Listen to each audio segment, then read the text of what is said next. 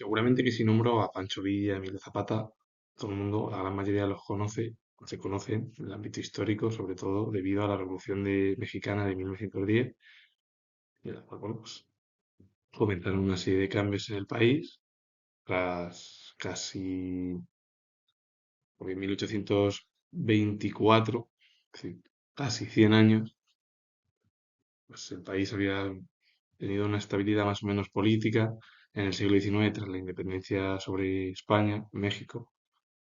Y a partir del siglo XX es cuando comenzaron los periodos revolucionarios que dieron lugar a cambios en todo lo que es el conjunto de América del Sur, en el cual, bueno, pues hubo regímenes democráticos, dictatoriales, regímenes de izquierdas, por ejemplo, Cuba, Nicaragua también fue otro ejemplo, bueno, Venezuela también, el socialismo del siglo XXI, que hubo pues, a lo largo de todo el siglo XX, que fue el siglo de las dos guerras mundiales, el periodo de la crisis económica del denominado crack de 1929, la pandemia, la crisis sanitaria de 1918 que se denominó la pandemia o la mal llamada gripe española, porque España comenzaba a contar los casos, el resto de países europeos estaban y Estados Unidos en un conflicto médico que era la Primera Guerra Mundial.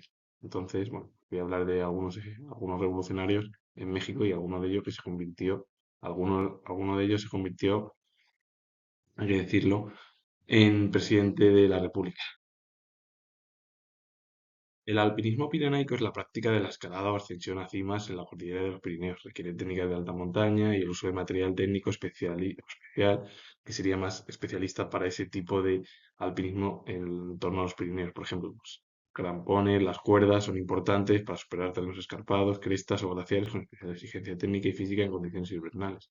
¿Qué quiere decir el alpinismo pirenaico? Es un deporte, porque hay deporte, pero a su vez es un deporte que está realizado pues, en la práctica, con el objetivo de que se tiene que llevar una serie de materiales especializados para realizar ese deporte. Si no, no se puede realizar o es muy complicado. El pireinismo es la práctica del montañismo y el alpinismo específicamente en los montes Pirineos. Más allá de lo deportivo, se define como una aproximación intelectual a la montaña, que une el esfuerzo físico con la emoción estética y cultural, sintetizando la máxima expresión que sería subir, sentir y escribir, porque el pireinismo, aunque es igual que el alpinismo pirenaico, el pireinismo en realidad es una técnica intelectual relacionada con el ámbito del montañismo y el alpinismo. El alpinismo pirenaico es realizar la propia práctica. Los crampones son dispositivos metálicos de tracción que se colocan en la suela de las botas para mejorar la adherencia en superficies heladas o nevadas. Son equipos de seguridad fundamentales para el alpinismo, escalada en hielo y travesías en glaciares para evitar resbalones y caídas. Los crampones es una forma de dispositivo metálico que lo que tiene es una tracción con el objetivo de evitar los accidentes cuando se practica el alpinismo, por ejemplo. El periodismo de investigación es una rama especializada que indaga de manera profunda y autónoma en temas de interés públicos que el poder intenta mantener ocultos. Su objetivo principal es destapar la corrupción, el abuso de poder o las irregularidades, empleando análisis de datos, la contrastación de múltiples fuentes y el trabajo de campo. Muchos periodistas intentan llevar a cabo una serie de estudios relacionados con el objetivo del periodismo para ver cómo se financian los partidos políticos y que puedan enterarse y comprender el público en general, o la población o la ciudadanía. El problema es que los políticos muchas veces cierran esas formas de corrupción, abuso de poder o lo irregular en el ámbito económico que provoca al final que, claro, que a veces lo oculten, pero que en el futuro puede salir ese tipo de cosas negativas para las instituciones. Y lo que intentan llevar a cabo es, pues, muchas de las instituciones han llevado a cabo como muchos periodistas hablan, pues, ¿cómo? Pues a través de dinero público, o a través de dinero personal o alguien le ha dado, por ejemplo. Y eso es lo que da lugar a que haya mucha corrupción en nuestro país.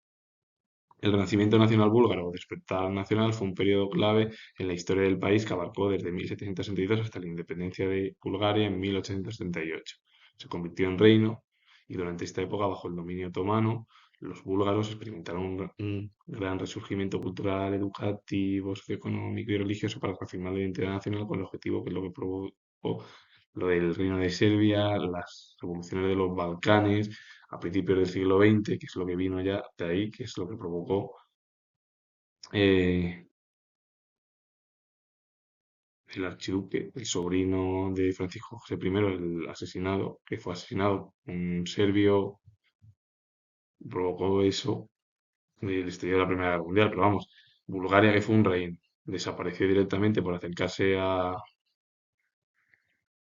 bueno, también el reino de Bulgaria estuvo con los imperios centrales. Hoy en día Bulgaria y Grecia no son ya reinos, son repúblicas. Cayeron, sobre todo Constantino II, el hermano de Sofía de Grecia, por dar el apoyo en 1967 a la dictadura de los coroneles que dio un golpe de estado en el país griego, hay que decirlo, o heleno.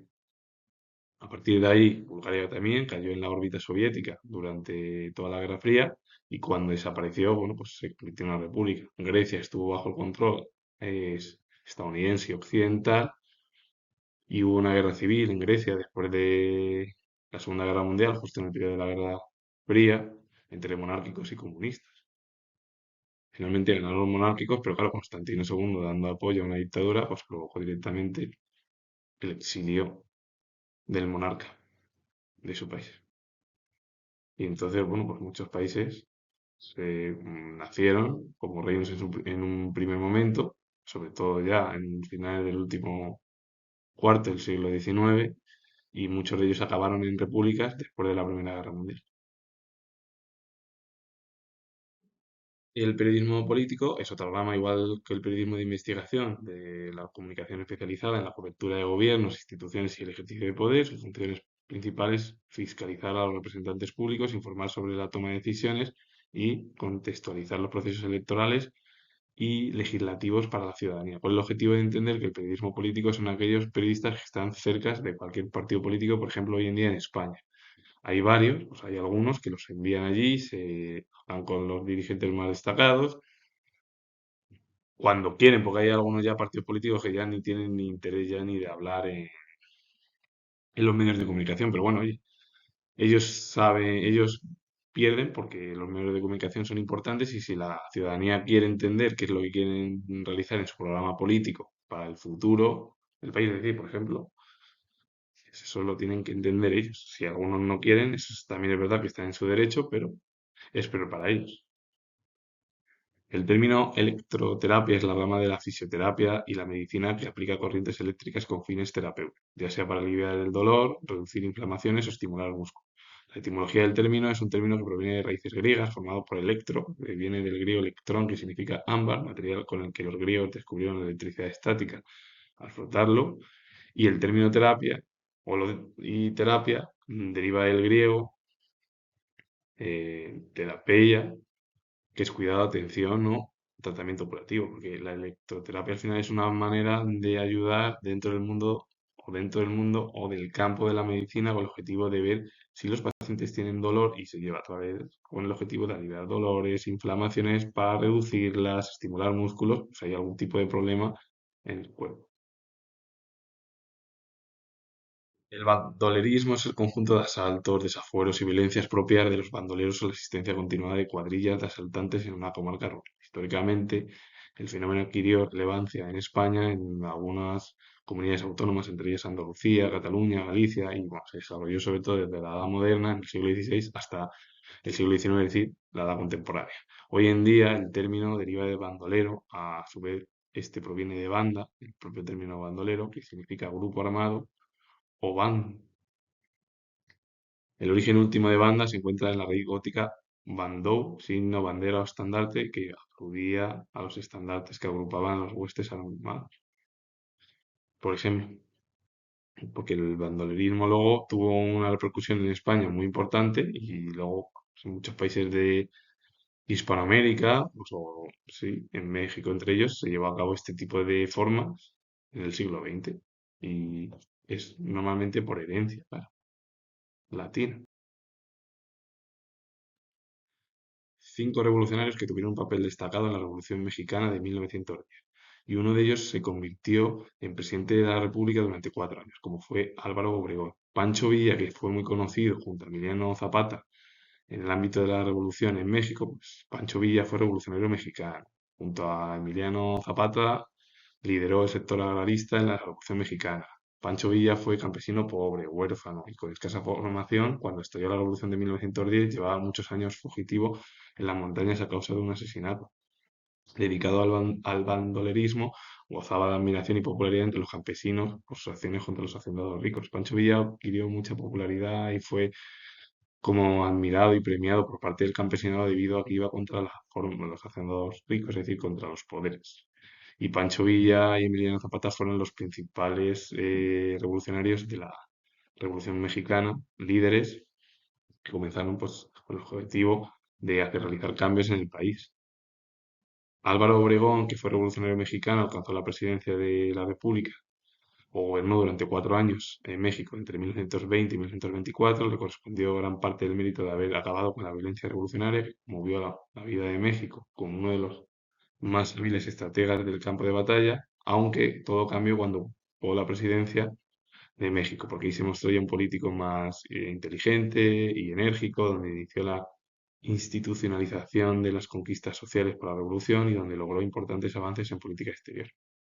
Álvaro Obregón fue casi la imagen positiva en torno al ámbito de la revolución, aunque es verdad que al principio, junto con Pancho Villa, Emiliano Zapata y otros tantos, fueron muy combatientes contra el gobierno que había en 1910 de México. Y eso, pues, Álvaro Obregón cambió mucho porque al principio fue revolucionario, pero cuando subes ya al poder, ya las cosas las cambias. Y entonces ya vas siendo más como tranquilo, ya no quieres ser revolucionario, ya quieres intentar ayudar al país, aunque gobiernes 4, 3, 5 años. Y es lo que hizo, cambiar de esa manera revolucionaria a ser inteligente, enérgico, institucionalizar las conquistas sociales que se llevaron con la Revolución Mexicana y al final tuvo un papel importantísimo en la política exterior de México. Genovevo de la O fue revolucionario mexicano. En 1910 se levantó contra el régimen de Porfirio Díaz y en febrero de 1911 se unió al líder revolucionario agrarista Emiliano Zapata, el que fue lugarteniente. Genovevo de la O, Pancho Villa, Álvaro Obregón, que Álvaro Obregón, como ha hablado en el anterior, fue presidente de México. Genovevo de la O también se unió a la Revolución de 1910, un año más tarde. Emiliano Zapata fue revolucionario mexicano en el complejo desarrollo de la Revolución Mexicana de 1910. Los llamados líderes agraristas, entre ellos Pancho Villa, recogieron las justas aspiraciones de las clases rurales más humildes y se habían visto abocados, bueno, se habían visto abocadas las sociedades más humildes a la miseria por una arbitraria política agraria que los desposeía de sus tierras. De todos ellos siguió siendo el más admirado. Bueno, Emiliano Zapata y Pancho Villa fueron los principales. Pancho Villa, además, fue en contra de los hacendados ricos, es decir, contra la corrupción, según ellos, como eran revolucionarios, contra los poderes. Pero claro, ¿quién es más admirado? Emiliano Zapata tiene mayor admiración por parte de los campesinos, pero vamos, Pancho Villa también. Pascual Orozco fue revolucionario mexicano. Tras estudiar sus primeras letras en su ciudad natal, pasó a ocuparse del comercio que la familia poseía en San Isidro. Después trabajó para la Compañía de Río de Plata, lo que le permitió reunir un pequeño capital. Muchos de ellos, Genoveva de la O, Emiliano Zapata, Álvaro Obregón, Pancho Villa, Pascual Orozco, fueron los principales líderes de la Revolución Mexicana de 1910. Pero ahora todo el mundo siempre conoce a los dos más importantes. ¿Quién fueron el sector agrarista más destacado? Bueno, Emiliano Zapata y Pancho Villa. Así que con ello finalizo. Comento.